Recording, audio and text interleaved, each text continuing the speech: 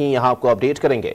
इस्लामाबाद की इंसदाद दहशतगर्दी अदालत में पीटीआई के गिरफ्तार रहनुमाओं को पेश करने पर अदालत के बाहर सिक्योरिटी बढ़ा दी गई और एफसी एहलकार पहुंच गए हैं। मजीद जानते हैं डॉन न्यूज के नुमाइंदे शकील करार से। शकील, मजीद बताइएगा, सिक्योरिटी नफरी कितनी तैनात की गई है?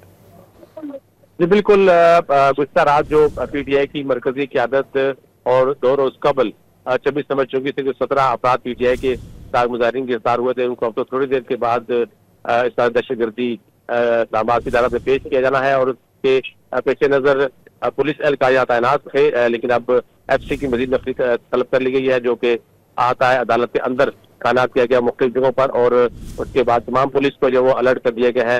मुख्तलिफ जो स्पॉट्स हैं अदालत के बाहर रोड पे मुख्तलिफ मकाम पर पुलिस एहलकारों की नफरी बढ़ा दी गई है और पुलिस हुकाम खुद इस इंतजाम की सिक्योरिटी की निगरानी कर रहे हैं।